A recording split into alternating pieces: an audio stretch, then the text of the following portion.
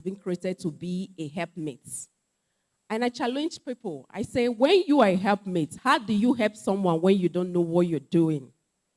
God created us for a purpose. Of course, a man will God, according to the Bible, that let's create man in our, that he find the need for him to create a woman.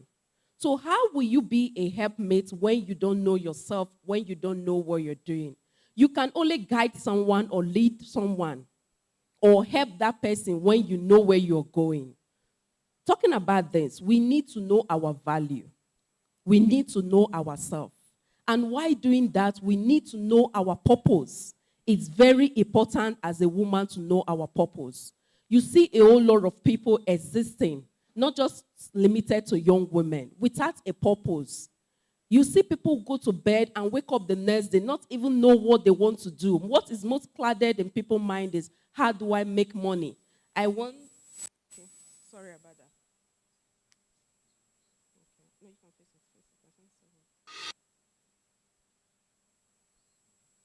That's okay. Sorry about that. You see people like, I want to make money. I want to be rich. There's no bad in doing that. But why doing that? How do you create impact? How do you leave legacy? How do you be a role model? So we need to identify our purpose beyond being a young woman. And of course, the normal trend of young women always sexualize. We know we are beautiful. I'm sorry I'm saying this on stage. We know we are beautiful, but beyond beauty, we have a lot more to offer. We are intelligent. We have great mindsets. And as a woman, we can multitask. As a woman, we are built to be a leader. Sorry, I apologize to our men. Leading doesn't mean you have to be at the front. We are built to be a leader.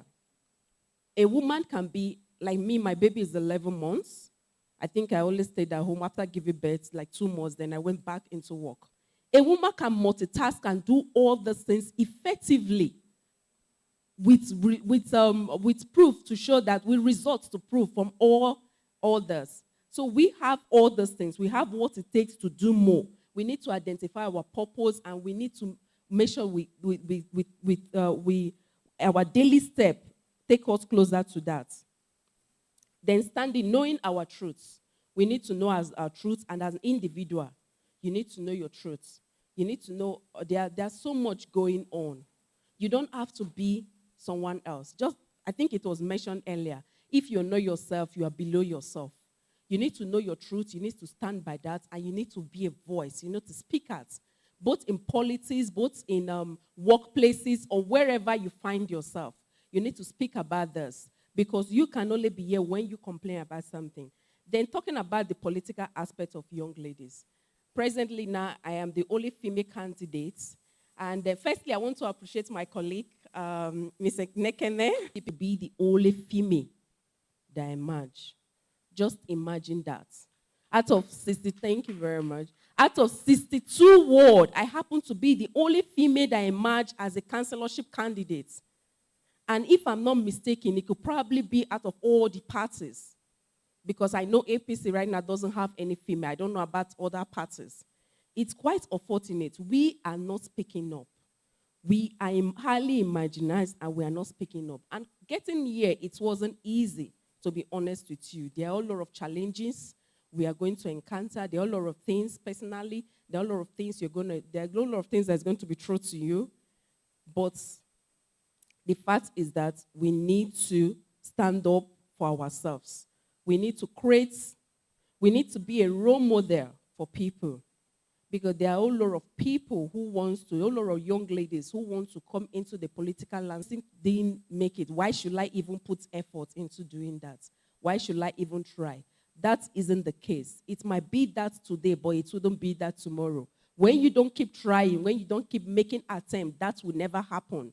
So we need to keep trying. You need to, as a young woman, you need to be a card-carrying member. You need to join a political party.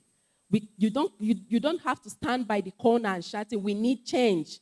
We are starving. There's so much to do. And as a woman, we are being marginalized. We need this, we need that. You have to participate.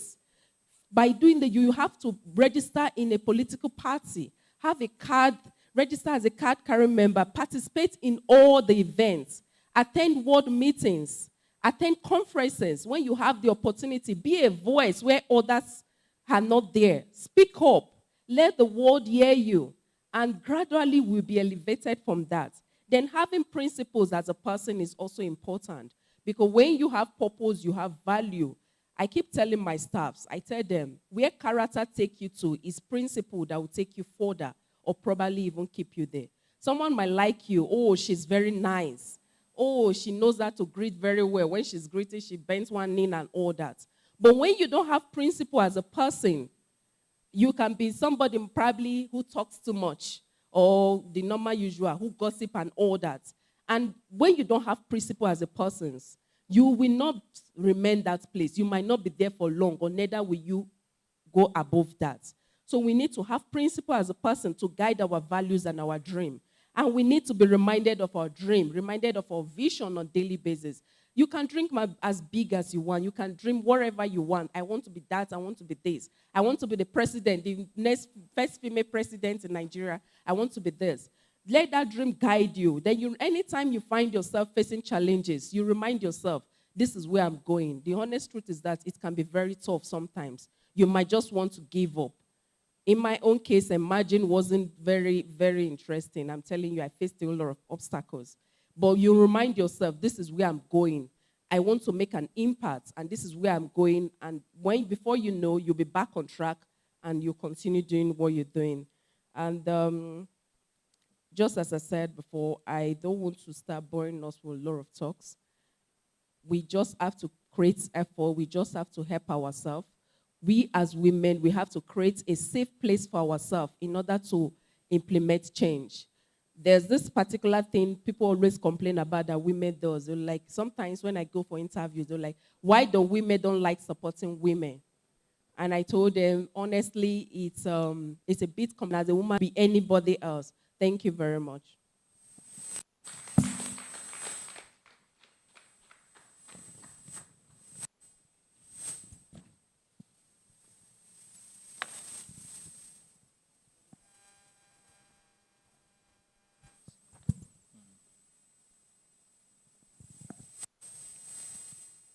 I think Honorable Lovett deserves a more resounding round of applause.